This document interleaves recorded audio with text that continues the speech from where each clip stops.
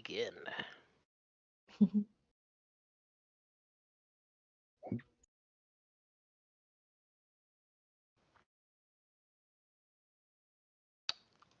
Right.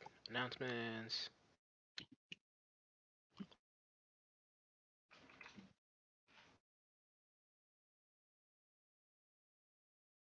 The announcement. Alright, cool. And we are good to get started. As soon as I find the actual. There we go. Alright, now I'm in the right channel. Good evening, everyone. Thank you so much for coming for our next Fireside Chat. Today, we have Danielle Wallace joining us, who is an environment artist at Heart Machine. The developers of. Oh, sorry. Developers of. Oh my god, I just wrote it down. How did I delete this? Where did it go? You know what? You can introduce yourself, and I'm not going to let that go off. Hey, yeah, I'm Danielle. I'm a 3D environment artist at Heart Machine. I've been here at Heart Machine for 2 years. They are developers of Hyperlight Drifter, Solar Ash, and the upcoming Hyperlight Breaker, as well as a secret unannounced project Wait, what? that Whoa, is not what? announced yet. Is this announced here? Is Oh, this it? dropping announced here. No, I'm kidding. Ah, He's dropped that's like it's that has come up. We okay. just the name is not dropped, but we are working on a little project. And also there's been job postings for it. So, but yeah, Yeah. I should have played on. I'm like, whoa, dropping here. No, okay. That would have broke my heart if you're just like at the end of the presentation, we were doing a new reveal, and then at the end you're Yeah, just like, I just lied. here's the trailer. No, I'm You kidding. just like silent. Yeah. Be rude. um, just for you guys. But yeah, so on a daily basis, my job at Heart Machine is like, I pretty much do like everything. I'm not just like only purely organic or purely hard surface. I do anything on the range for environment art, anything that's not a character, I can do usually. Um, someone's like gives me um like a sculpture or something. I'm like, that's on the character side, and that's usually how that works. Like a lot of people probably have like that thought of like, oh, would that be environment art or not, but et cetera, et cetera. So yeah, we work in like stylized PBR, et cetera. So I'm working in substance, like doing a little bit of hand painting, but like also like the balance of that to get the style we want for the game. I'll do like just a couple of bullet points because we'll probably get in this later. I need to keep my intro short. Um, otherwise I'll ramble too long. Uh, but I also help with level design stuff. Wildly, even though I haven't been here that long, they trust us to have those creative decisions, which feels like absolutely fantastic. So like recently, I got thrown the entire boss arena, and they were like, "Hey, here you go." And then like I got like obviously we had the concept for it, but I got to like put my own like flourishing touches and stuff. I think there was like static happening. I don't know if that's my headphones or Hopefully that. not. um. But I suspect it Uh. is me, and I'm just like, of course it happens Oh right here no. in the middle of this presentation. Okay, I'm going when you're talking, and we'll see if that helps. Okay. Um. Where was I? Yeah. Also help create like shaders here and there. Uh. What else did I not hit? Helping with area stuff, level design, etc. I'm also passionate about creating like avenues in the industry to helping others get in. I run a game dev slash art discord on the side, which I guess I'll do like my links and plugs at the end. I run another discord that's kind of like, hey, I initially was created to help people like connect with others, and specifically that one was like initially for connecting at game conferences and specifically GDC. And then when the pandemic hit, they all moved online, and it just became a big game dev art discord to like help from any avenues to help connect others in the industry, from people trying to break in, students to industry vets that are in there, which is wild. Something I started. But yeah, it was my mini intro, I guess. Here's your amazing intro. Just like, here's all of these things I do, but I'm not special. I don't know how to make it a boss arena. I just, run all these things. I don't know. I'm trying my best. Um. Oh, Uh. Okay, sorry. Go ahead. I was gonna say, so I guess like this sort of like give us a start to just get to know you and your taste a little better. So, are there any games coming up that you're like really excited for? Oh, um, so I would say I'm really excited for Witchbrook. If you guys know what it is one of Chucklefish's games. Pixel art game is basically Stardew Valley, but you are witch or wizard. So the entire game is you going through the academy and blah blah blah. I'm very excited for that, especially since it's really diverse. Stardew Valley, there's only one brown person you can marry, and I was always thought about that. But in this game, it's like really diverse off the bat. Um, Another one's Chia, which actually came out, but I'm waiting for the Switch version of that. Another one is I guess Diablo, because I actually haven't played the other games, but I think this might be the one to get me into the franchise because it looks gorgeous and also really diverse as well. But yeah. Interesting. I would not have expected you to be like, well, Diablo 4, I guess finally I'll play one. Okay. I love the style. I guess it just had never come up for me. Like I knew about it, but I just never like looked into it. It's just one of the games where I'm like, oh, that's something, but I just didn't know what it was about. I guess at a point. Um, It's over that's really there, funny. I guess. Yeah, Some it's over people. there. Same for me for Mass Effect. Like I've heard how absolutely incredible that game is, but I haven't played it yet. So what those games are. I'm just waiting for someone to jump in those comments. What do you mean you haven't played that You haven't game? played Mass Effect? You call yourself a game developer? I thought you were a gamer. You're not a true gamer. That. Should we go back and forth, or should I just go down the list, or it's up Yeah. to you? So I could actually get in things. So we mentioned that one of your big interests is in stylized game art. Mhm. What got you into that? Huh. So what got me into stylized art, and I think just in games in general, if I'm being honest, was the Spiral series is like number one for me. That and Harvest Moon, are like almost like neck and neck. I absolutely loved how much like storytelling was in that game just from like the environment, which seems like a basic like a general answer, but it's incredibly colorful and unique. Like there's very few games where you're playing as a dragon one, and then just like a whole universe that was fleshed out from like an original IP from the start of that series, which was like fantastic and I always adored. Harvest Moon's kind of like I don't know if I really like a long answer for that. I've always loved the style and how like warm and charming it was, and also how unique uh in general because it is a Japanese game, right? So like me as a younger playing those games being like, "Oh, what's this vegetable or what's this fruit?" And like that actually like made me like, "Oh, let me go look this up. Well, what is this? What is this?" Right? And then like or like certain like plants that you don't see here in the US, etc. There's like a lot of cultural things. So it was like not only uh from that side but also the culture standpoint of environment art and as well as like a ton of other things which I absolutely adored for those games. Um and the third one for me that's like top is the Sly Cooper series.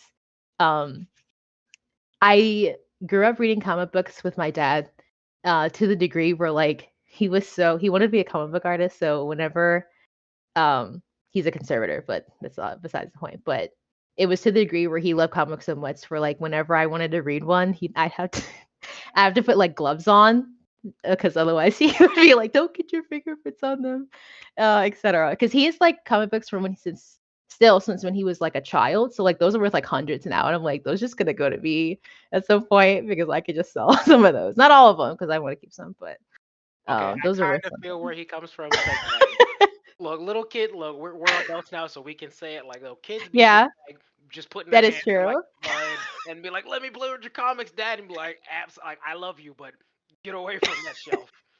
Exactly. Like, oh, what did you just touch? Oh, you Yeah, go wash your hands and and then come like back. you just had your fingers like deep in your nose, like absolutely not, little girl. Get away from my like prized possessions from like 30 years before you were born. Yeah, exactly. They need to still be worth something. But off that intro. Yeah, I loved how like so much of the Sly Cooper series is onomatopoeia, right? It's like boom, bang, pow, like every time you hit something. And I loved even like how the characters were and the environment art. It's like some of them have like a slight outline for some of the environment, if I remember correctly. So it reads as almost like you're playing through a comic book. As well as for like how like the cheesy dialogue and fun and like quirky characters and stuff. And the world, how the world's fleshed out. So I always just loved how unique that was as well. And I want more games like that. That's like, hey, you feel like you're playing through a comic or a book or something like that, which is really unique. And I absolutely love the style of that game. And we need more style like that. One more like, hey, this is that. There are some games now that could play off of that, but I'll get into that later in the talk. But I was actually I gonna do that say a lot. like I think you started to get into it already, so it'd be great to jump into that question. And Yeah. I will say I think it's interesting that like the early games from your childhood that most stuck with you all do very heavily stylized art. And I'm like, ah, okay, I see where that like long term like passion came in because it's like when you were young, those were your like most formative games, and then like as Hmm. you get into your career, it's like that kind of like stuck with you. So Yeah. you mentioned with Slice Cooper where it's like things you don't see in terms of the storytelling Mhm. in terms of like the onomatopoeia. Are there other things that you'd say it's that like stylized art direction can bring to a game that you don't see in just like pure photorealism? Yeah. Um, I love that stylized art always tells a story. Um, how do I like summarize this? Otherwise, I will ramble for this one as well. Often just like a general idea for style, like how it's set. How do I answer that? When it comes to more realistic things, like it's sometimes like or usually like really straightforward. But do the stylized first. Um, this played into the next question too, and I'm like I don't want to like overlap too much, otherwise I will be rambling too long. How did I answer the next one? Because Check your flashcards. yeah, check my flashcards because otherwise I will be talking too long and this talk will go too long because I'm really passionate about that. I'll just take off work tomorrow. Um, um, I will say the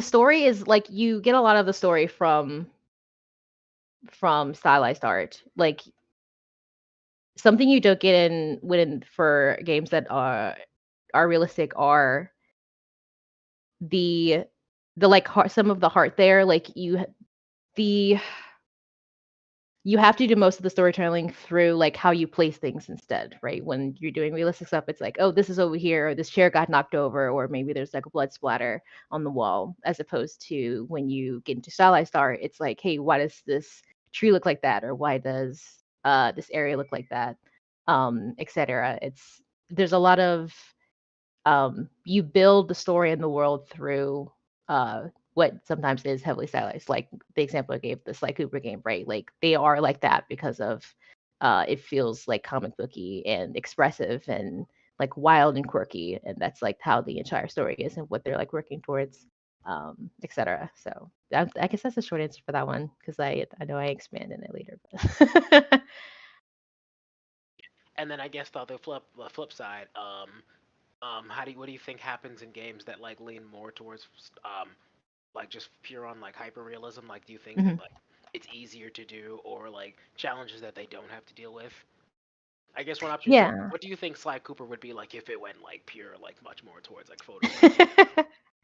um I will say actually another oh yeah, the other example I gave, which I would play into the realistic thing was a big example is it's like Psychonauts, right? Like if you like imagine how like terrifying Psychonauts would be if that was realistic. Like um that game has like so many like dark themes. I remember watching one of Lizette's she's the art director for Psychonauts 2, watching one of her talks about the game. And I've maybe played part of the first one, but I haven't played the second one yet. I want to play both of those games at some point, but I can't. because on that same topic, sometimes it's like uh too almost like too grotesque for me. Like I remember reading someone being like, I can't I almost couldn't play through this level because they're like ripping teeth out of like something, like a different part of like the second game. And then like in Lizette's talk, she was talking about how like you don't really like it's not like specifically said, I think, but like you are literally trying to help a guy who is like getting through alcoholism or something like that. But it's like played up and like whimsical, but it's like still like, hey, this is hard hitting. How are we helping this guy? But it's if that was realistic, like that would be a completely different game. To like go through like, hey, you're helping someone who's dealing with alcoholism or somebody who's dealing with family stuff, etc. But because it is whimsical, you get those you have kids being able to play right like hey I'm playing through this game that like makes me feel good but also they're learning something. There's like themes of like just like how children's shows are, right? Like if those are realistic then it would be a completely different thing. But because it is whimsy, the style's there, there's that heart there and like bright colors, quirky, etc. Then you get those people who wouldn't originally play those games either for like some grotesque stuff that happens or the themes. You get them to play now because you're like this game's gorgeous, this game is expressive, etc. So I think that's like something that like as opposed to when you're playing like a game that is super or hyper realistic, it's like you have to use more environmental storytelling that is like straightforward for like I mentioned, like there's a chair knocked over here, or if you're playing like through The Last of Us, right? Like there's not I love that game, but like yeah, it's more so totally straightforward of like here's the world, like it's broken down, right? There's it's as opposed to that's what I'll say. Like it is told through the story and like why things are the way they are. Like it's old, things are overrun, the world's gone to crap, etc. As opposed to like whimsy and like, hey, why does the game look like a comic book? It's the difference of like I think those two avenues is kind of hard to explain, but it's like way different, a way different approach to like deal with in regard to like narrative storytelling and stuff. But yeah. Yeah, as you're saying that, I'm like, I don't think I want to play a hyper realistic game where we're like pulling a dude's teeth out and like telling him to stop drinking, and I'm like, that sounds rough.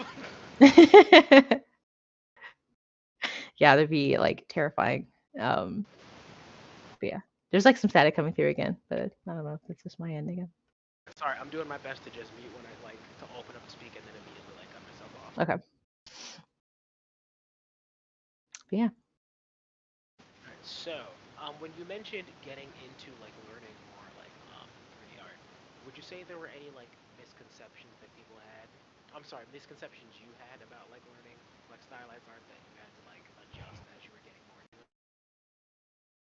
Um, I will say, um, hmm,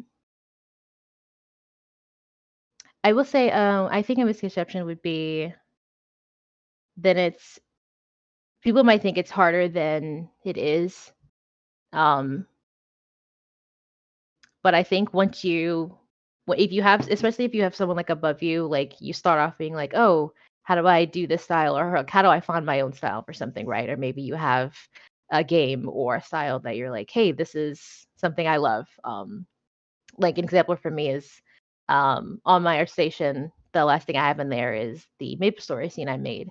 And it's particularly from a concept for Maple Story 2. I reached out to the artist to be like, hey, is it okay if I make my own rendition of um, this concept? And it was wild that someone from Nexon was like, yeah, sure. So I was younger me is like, whoa, okay. But I didn't have anything to go from other than that concept. I was like, what? How do I breathe life into this based on what is me, right? Because like, cool, I knew what Maple Story 2 looked like, but and I had this concept, but like I didn't want to do exactly that or exactly how the game looked. I wanted my own rendition of it. Um, so I think a misconception is like you don't have to look or like think about it too hard.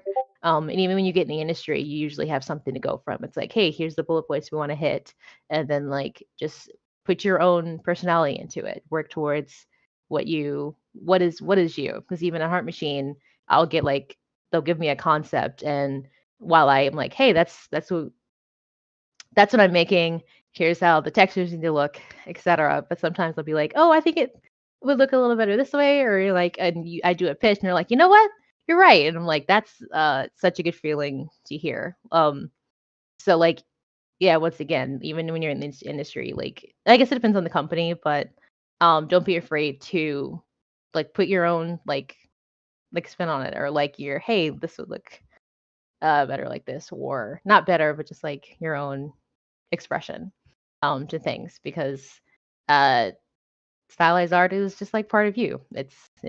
Uh it's what you reference, and also what you grew up loving, like the games you love and the art and etc. So I say.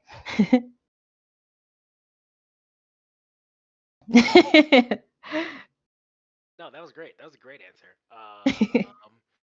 Actually, one thing is I did want to ask you because I just was thinking about it as you were talking about the stylization and how broad it can be. I know what I was personally when I was first starting to learn about 3D art, I just always thought of like cell shading, like Wind Mm, Waker. yeah. It took me a while to see like, oh no, stylized art can be a lot more than that. Hmm. And is there anything that you had that same situation where you were just like you just had this one idea about like this is what stylized is, and then you saw more, you're like, oh no, stylized art includes all these other things. Actually, yeah. Um, I don't know what if it's that. I think I remember writing something like that too. Um, yeah, I had that initial thought years back of like that same thought of like, yeah, like it's all like it's mostly cell shaders, right? Like you're, or even if it's not cell shading, it's like something adjacent, because like you can get a lot done with shaders. Like something could be low poly, and then like the shader work is like magic. Um um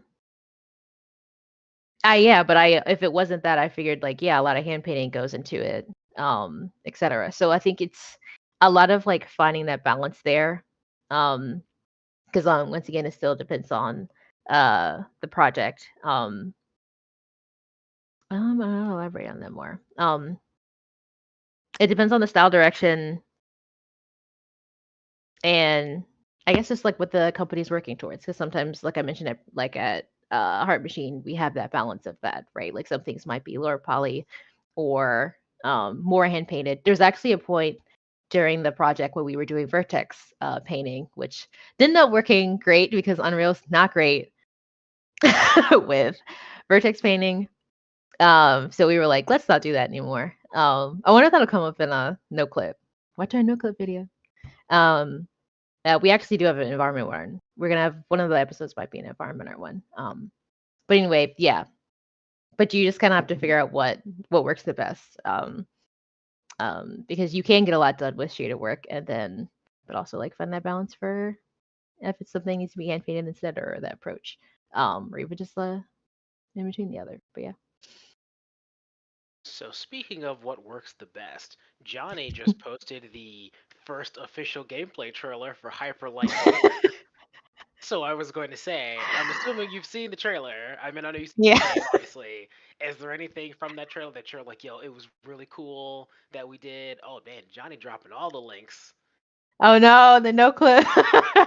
So is there anything from that trailer that you're like, yo, if you check this out at like 30 seconds, like this was awesome, you should check it out more, or like this is how we did this? Oh. Hmm. Because that trailer almost covers a good chunk of like the environment. Well, it didn't cover like all of it yet, because we were not trying to get some things like spoilery, like, oh, you'll see that later on. I'm trying to think if there was anything like super specific. Um, because at this point, I guess elaborating on that again, or just like even like a little bit more. I have helped with like a little bit in each area, because like well, that's something I can talk about a little bit. We've There isn't like a, hey, this person works on this thing, or hey, this person works on this area, right? I mean, it depends for sometime like arenas and stuff, that because that is hyper specific and like one set. Um, but I've helped work on each biome, that's the word. So like when I was playing through, like it was like, oh, I made that, I made that, I made that every time they switched to, oh no, switch to a new thing. Oh, something I will say, the like really big swords you guys see that it's like looming over the entirety of the landscape every time you see it, like in the background. I made those, so that's like one of my favorite things I got to make in the game because it's like literally a hero piece. It's like one of the most enormous things in the game. Oh, and the background city. So like when it starts, I think it shows the city at the beginning because it shows like the I forgot it does the if it does the pan backwards because you walk in front. Oh, I think it does. Yeah, sorry, I'm trying to like talk and then also like find the clip and I'm like, yeah. I think it is at the beginning. That one. Wait, does it? That one. That one. Actually, that's the correct. Here you go. Casually Um, made a city, yeah.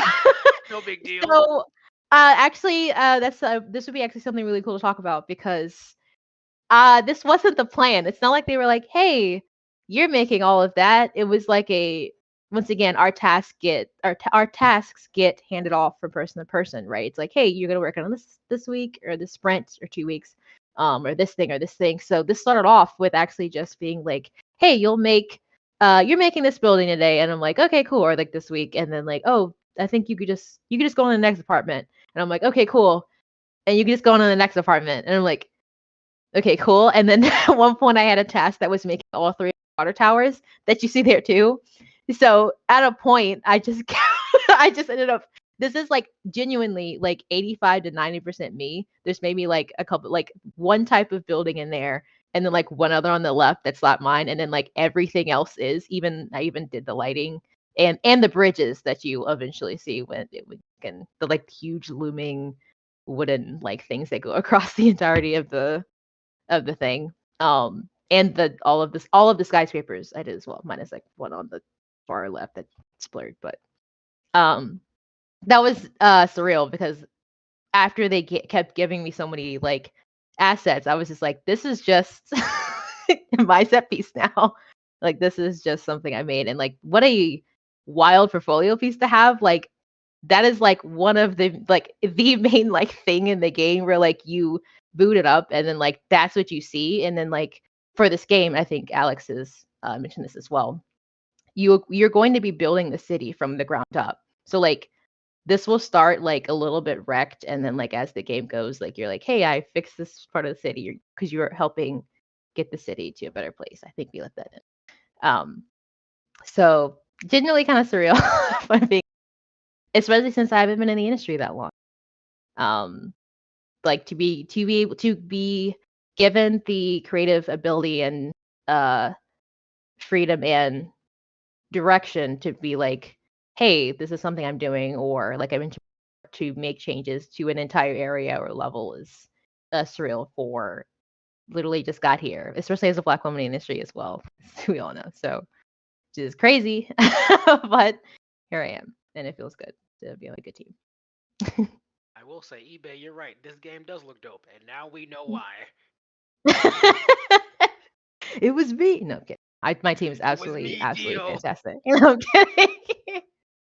We have a wildly talented team as well. That is something I will touch on as well. Alex knows how to pick people that not only are talented but just like are good people, which is rare. Like some people are just like, oh, you're good enough talent. Okay, here you go, and they're like, they're not, shitty, and like that's like the line. Of just being a genuine person, which is something I also love about Heart Machine. It's like actually good people as opposed to just like talent and like maybe you're okay or something, which kind of like a company's kind of aren't great about, as we know, for the most part, usually, which feels good. That actually does lead into another question because you mentioned that like it's a very collaborative effort. Obviously, not the whole set piece. That's just all you. But the game as a whole is a lot of collaborative work between you and other people. Mhm, So technical artists, because I know that that specific job that like can involve like collaborating a lot back and forth with like artists or with certain engineers. So like. mhm. How closely would you say that you work with them, or like how does that like examples of that collaboration look like?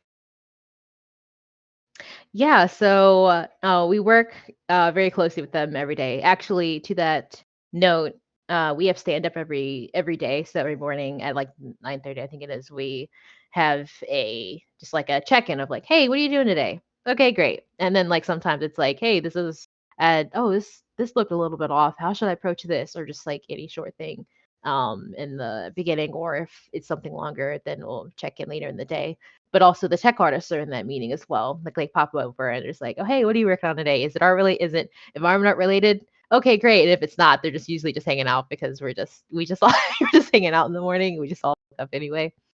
Um but yeah, on that note, they ever since even since I first got a heart machine, like it was always like a if you guys need anything, you tell us because like that's what we're here for. Tech Arts for helping everyone else. Like if you need something, then we'll make the thing for it, etc. So they've made several things within Unreal that's like, hey, maybe something for selecting like a bunch of things at a time, and then something in regard to applying textures or something that isn't a part of Unreal that they could add in that'll make our lives easier for or in regard to our process, etc. Uh, linked in the no clip that was on the side, our lead tech artist Lynn actually goes in. If you guys want to hear more about like the specifics of that, he goes into how we make things called hyperfabs, um, coined at Heart Machine, um, and they are set pieces that are pushed together, not just like, oh, a folder on Unreal and then they're all together, or just like bunch of models imported in. It's like he'll explain this better, obviously, and he explained it better, obviously, in the no clip. But if I wanted like a city building, right? Like you could just do the city building and then like the plants have separate in like like in Maya, or I use Max, so I was like Maya. We use Maya at Heart Machine. That's actually it's another bullet point. We use Maya at Heart Machine. That's the city, the company wide thing. But um, That's what your amazing I use city's built in. Max. Huh? That's what your amazing city's built in. Yeah. Just so you guys know, I did all of this in my Actually, I prefer Max, which is what I was getting to. Like, um, side tangent, but actually adjacent to the tech stuff. Actually, a lot of our processes are done like are in Maya, right? Like, something else, another like one of our that's more like tech engineering side, but um we do collision in Maya. Like you can use Unreal for stuff like that, but it's more of like a straightforward like, hey, here's like a how Unreal would take the collision for it. And I think you can set something up to do like some kind of process, but it's not as specific or particular. So we have like a setup in Maya that's like we actually use shapes to create the collision for something to match the exact shape of the thing. So we actually build like, hey, here's a box, and then like we actually conform it to whatever the model looks like to for the most part, and then set that as the collision, and then export that to Maya or from Maya to Unreal, and then it goes in like effortlessly. That was something we have to use Maya for because we couldn't like switch their setup to like let's set up this whole technical process in 3ds Max now or Blender. Um, uh, so that's why like that is company wide because we have so many setups on environment side and character art as well. Um, but I actually um, I used Max all throughout college. So that's what I'm used to when I got hired.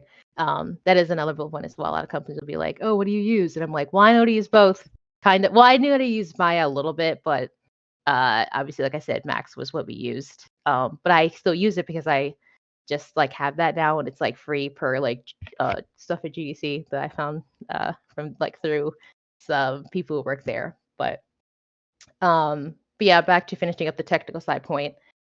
We have so many like processes that are in Unreal. It's like, hey, here's how you set up like a whole set piece for like a city block, right? You put the sidewalks next to it, and then like that's its own model, and then a city uh building is its own model, and then trees around it, etc. And then you don't have to do that separately for like importing.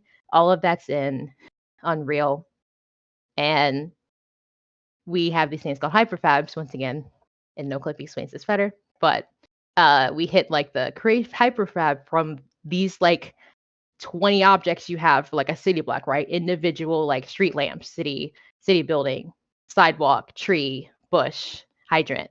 And then we hit a button, it like meshes those all together. So it's one big set piece. So when you move it around the scene, it actually conforms to the landscape. So since we're procedural, anywhere it gets like set on the landscape, it'll conform to like a hill or like a dip or like a slight cave or something, which is wild. I don't know how they program all that. Uh, but I love hearing that process, how when they were talking about it when they were setting it up. And when we first got that implemented, it was like surreal. Like you literally watch something that is 20 pieces conform to like a hill, and then like if it's slightly off the hill, then like that object will disappear or like go slightly down and conform, as opposed to just like floating in space, right? It looks like it's physics when it's not. And it's absolutely fantastic and wild. And so please look at check that out on No Clip. AC explains that way better.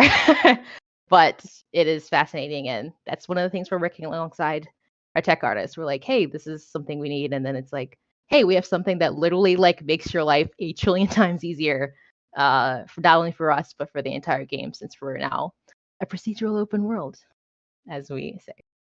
So yeah. That was dope. I definitely remember talking to some other tech artists, and they mentioned like having like multiple tools where they'll be like they'll do Max for some stuff, and then like Substance or Houdini for like just a particular part of the Yeah. workflow. Houdini is another one. We use Houdini as well.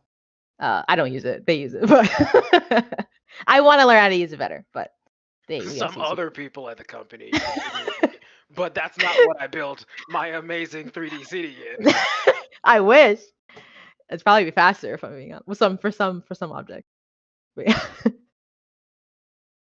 Excuse me.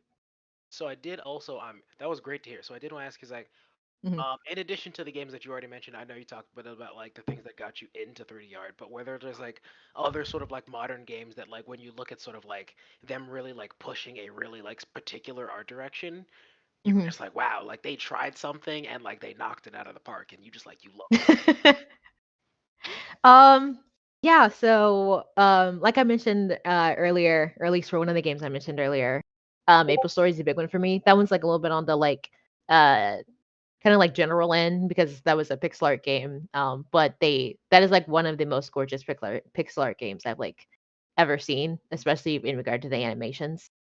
They like had a style, and then they were like, "This is the entire game," which is why that game got to how big that it is, and it's still going strong. And like that's I was playing that in like early middle school, and they are like still solid. To the degree where Maple Story 2 came out, and apparently like not enough people played that and then just kept on the first one, which is wild because usually people flock to 3D. So That's like that's already saying yeah. I didn't let you finish, but I was like, yeah, I remember because my brother was playing Mhm. Maple Story. I played a little bit in middle school. I remember when Maple Story 2 came out, and then they were like, nah, I don't want this new thing. Get this out of here. And then they just like, I guess we'll just cancel Maple Story 2 and we'll just keep doing Maple Story 1. Like, all right. I'm still so sad about that. I'm gonna go on a rant. I am, but that is like a, I guess, a side thing, right? Like, it's wild that like sometimes like the OG can be like what people stay at, even when as we know, like 3D like obviously like and usually sells better depending on the game, of course. Um, uh, but yeah, I'll go on a too long of a rant. I love Maple Story Fight. Another one for me was I'll try to go through these. I have a couple. A short hike is another one. I watched a lot of the lead dev for that. I actually was like following his work before he even decided it was gonna be a full game. That was like one of those games that was also like a passion project, and he was like, "Hey, this is really cute. Like that's actually like pixel art times 3D, but it's 3D, but it's like a pixelated like whimsy style." Kind of deal. I don't know how to describe style for that. Please look up A Short Hike if you have not played that game. It is so heartwarming, and it's one of those games where like the story's short, but you could just play it over and over because it's has wild replayability because it is so gorgeous, and I absolutely love the style, and there's so much to do. And I just felt I spent time like being like, how do you do the water? How do you do this? How do you make those trees? And it just feels really good. I think at one point when he was going through I watched one of his technical talks, and he was like talking about like how he approached the rendering for it, and you can actually turn off the like pixelated like overlay look that's on it as well. Couple other ones for me. Little Big Planet was a big one as well. That's actually like that's on my like top games of all time list. That series, um, because that was just like extremely unique anyway. Like we didn't have a game that's like, hey, you're yarn or like wool or whatever. Like even from the first game, like being able to like zoom in and like, hey, that looks like wool, or hey, that looks like yarn, or hey, that looks like whatever else. And you actually could like, as we all know, like switch out like what your character was like made out of, which is wild for like because that was like an what PS one of the first PS3 games. I think it launched to PS3 with the PS3 if I remember correctly. Correct me if I'm wrong. That's like one of the There were OGs. definitely some like Yeah. bundles with that game. Yeah, yeah. But that was like the beginning, like a good beginning of like, hey, we could nail different materials well, for those games. Because like even in the environment, like cardboard, like nothing's over. The physics engine in that game was like crazy and absolutely fantastic as well. As well as I love that game as well because of you could make your own levels and like there's a lot of people that was probably a good intro to for like programming for them because you could also program like physics stuff and like lighting and hook things up together, like extensive things like that. And I was listening to a games news thing recently, and they were talking about the fact like why don't we have more games that's like you make stuff like we have WarioWare, right? Like that's like level maker. Why don't we have more games where it's like programming connected to environment art and style, right? Like to make your own things and you introduce more kids to want to do programming. Like we have Roblox, but we don't have more games that's like something like that. Sly Cooper, I mentioned, comic book style. Uh, Return of the Oberdin, I have on my list for that, but I haven't played it yet, so I can't really speak to a ton about it. I just absolutely style of that. I need to play it through. That's really all the thing I have on that. But um, Disco Elysium is another one I have on the list, and I absolutely the style matches the mood of the game so much. It's like surreal. If you guys have not played that, that is also like turning into one of my favorite games of all time. I have also like maybe top 5 best writing in like all the games I've ever played. The writing that is like absolutely fantastic, and the voice acting. Um, yeah, played the director's cut is the one that has the voice acting, and apparently the original didn't have voice acting. But please play the final cut or director's final cut. Style, voice acting, story, and that just all top tier. You will get lost in that game. I found myself putting several hours in that, but I love how moody and thematic that entire game is, and I found myself like zooming in. I'm like, how would they do that? Is that 2D or is that 3D? Because there's like a little bit of a mix in that game as well. It's fantastic. But yeah. That's awesome. So that Mhm, kind of leads a little bit into like I remember you mentioning you like loving like the look of Sly Cooper and wishing mhm. you saw more games like do that sort of blend. Is there anything in terms of just like as a whole for like stylized 3D art that or just through stylized art direction that you wish like more games would do? Um, hmm. Maybe certain things they play around with color theory or like certain just like like let's just try this like really weird type of lighting that we don't normally do. Mhm. I think that will play into the you mentioning Sly Cooper again of like oh, there was another game that came out recently that I should have put on. Um, I think what I will say is I want more games that go, "Hey, this is the style." Like there's all what's the word? Opinionated. Like I want more games that is like heavy opinionated. Like this is style, this is it, right? Like Sly Cooper's like really comic booky. Return of the Oberdins like black and white. Like that's already like a like you do that for a game, you need to nail what your the story and the art for the game is. Side scrollers like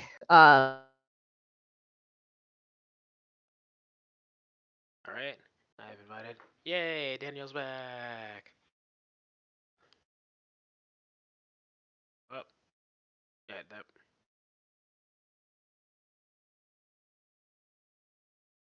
Oh, Okay. Is that good? yay! I had to do the dramatic mic up, mic down. I don't know what happened. I literally looked at my Wi-Fi and I was like, "It's on," but Discord just said, "We're just gonna kick you out. We're gonna kick Just you like out." we're done here. No more interview for you. That's enough bragging about your city. That was crazy. I was like, "What?" It's wow. Anyway, here I am from the void. I am back from the void. Well, it's Whatever great that you happened. come back because now it is time for Q&A. So Nice. I am going to scroll on up. Where was that question from Johnny? There we go. Yeah. What is your creative process for creating something like a boss arena? Where do you start? Oh no. No, I'm kidding. um, so I had a concept to work out of. Um, did they show that on the I almost was like, "Can I show it?" Because I think they did show that on a one of the like either heart to heart or like a trailer, one of the not the trailer, but like something we did. But it's okay, that would have been too much to bring up. But You um can just wait until after we're done recording and I just actually could, yeah, if yeah, like once we're I done would check. recording and it's not like in a video, we just accidentally see your monitor screen and then it closes real fast. There's no Oh evidence. darn, I slipped. Yes. Slipped and sent it. But actually that's a good point because there's a couple things I could send that's like I think we did share, but like isn't like up anywhere, but like it was shown on like public and one of our like videos, but I'm like, why isn't that out on our Twitter or something? So if I remember correctly, I will share the concept I was working from for that at some point. Or I'll put that in chat. I need to confirm that though, if we shared it. But on that note, yeah, I had a concept to work off of. Um, so, um, dang, how do I start my process for that? Um, something that has been done for me is like in college, right? They have like a hey, here's what you make, and then it's like this angle, this angle, this angle, right? Like, but that is when you're learning. It's like you get references usually from all angles. Since I'm in a heart machine, like it's from the creative freedom side again, right? It's like, hey, here's what it generally is supposed to look like. So I have to interpret that from the like one angle I have, or potentially two, for an entire like arena. So I guess in regard to like how I approach that, I do gather like a lot of references, like for um the one I did, uh, it's like a lot of metal. So I was like, oh, let's get some references for like how I might want to approach that, or excuse me, what material I might want to use, what what's the lighting gonna look like in here because they also gave me that freedom as well. It was this one in particular was also an underwater arena, and I've always wanted to do like a water level. In my entire life, I was like, I'd love to work on a water level. Like that's like a dream of mine that I got to fulfill a little bit. Um, so not only was it making like all of the metal work inside, it was like what how would this read for someone who's like in this space, right? So I was like blue lighting a little bit over this big metal door I made, uh like that pop of color here and there, and then also like literally having have the water read like underwater, like the water it was a little bit already there, but like hey, what should be in the background? And then I made a lot of underwater assets as well, like reading how far it should be, how like seaweed close to the window or here or there or coral, um etc. So it's I will say something who are like, "Oh, is it cheating to use references, etc.?" I'm like, "No, please get all the references you need because that's what makes a good artist." If you have uh, if you have references for what you're working towards, that's you're like, "Hey, it might give you idea for like how to approach it in general or just like how to make it." Um, but it helps tenfold, and that's something my lead told me, or like our lead. He was like, "No, even if I give you references, get your own too. Like, don't just be like, oh, this is what Danny gave me. That's it. Oh, which also feels good. It's like gather what you think would work as well. So that is one other big one I will say. Okay, so I have my own personal question as that I thought of as you were saying that. So you mentioned like you wanted like your dream to make a water level and you've done that super early in your career. You got to make this whole expansive city that like this whole portfolio set piece is all yours. So do you have like a new dream? Like if you've already If you're this early in your career and you've done all these dream goals, like what's next? Like what is? Oh no. Uh hmm. What's another one I could say? Um I don't know if there's anything like as specific as that one. That one I think was like really specific because I have how much I love water levels in games. Uh growing up. Uh I would like to make more like shaders and delve deep into that a little bit more. If we're talking big, what do I want to do in general for game dev? Yeah, sky's the limit. I oh no. Um, I've always wanted to like maybe one day make my own studio. And that seems like a default answer or something, but I've kind of gone back and forth for that because whoa, is that hard? Uh, and I've seen how much harder it is since I've been in the industry now, like starting from the ground up and getting funding and pitching and stuff. So I've gone back and once again gone back and forth for that because like I've heard both sides of like, hey, it's really hard, but also hey, it's really rewarding, but also hey, if you find the right people to pitch to and are good people, like solid foundation, solid connections and network, then like they'll get you there. Like we'll all lift each other up to get to where we need to be. That was one, and then another bullet point for me for long term is starting like a nonprofit to like help more marginalized devs get into the industry and just like more resources, more classes, we and more like mentorships. That's not like $1,000 to talk to someone for like 2 seconds or even a couple $100. Um, so yeah, stuff like that, or just like help more uh people like in those avenues to be a part of that to continue to make the industry better. That's fantastic. Let's go. Let's go. Yeah. So, question Yeah. from KP. Mhm. What's your favorite part of the process when you're making an asset or environment? Ooh, that's a good question. Huh. Oh, that's hard.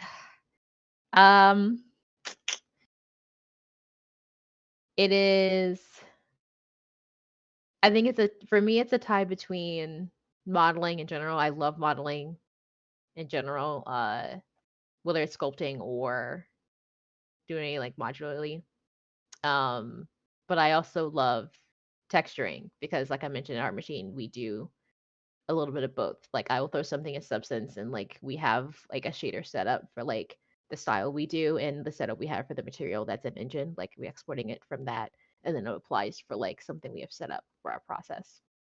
But also it's not just like put in the substance and then here's like kind of like what we're working towards. It's like, hey, also hand painting like here and there parts of it, which feels really good. Because also um in Substance Painter, you're painting directly on the asset, which is so satisfying to just literally just be directly like, hey, on this little corner, and then I just like brush it on there, and it's so satisfying. Like throughout college, it was like, here's the UV map, okay, export the UV map, put it in Photoshop. And then you like line things up and then go back and forth and like, does that look good? Oh no, I missed a corner, and then you have to re-export it. Oh my gosh, that's draining. I love hand painting, but like, wow, do I love working in Substance more because it's direct. Like you see the result of what you're doing immediately instead of going back and forth. Because I also like don't use Photoshop. I would use Clip Studio because Photoshop's a lot of money.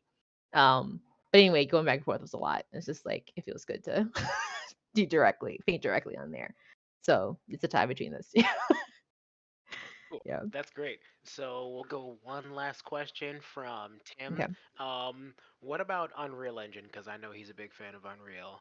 Has it made your art creation process like better or easier or like change how Mhm. you like try to do a certain artistic idea? Oh, that's hard one. Hard question for last. Um, kind of. Uh, on that note, yeah, throughout college, we mainly use Unity. So like that's what I like heavily knew how to use.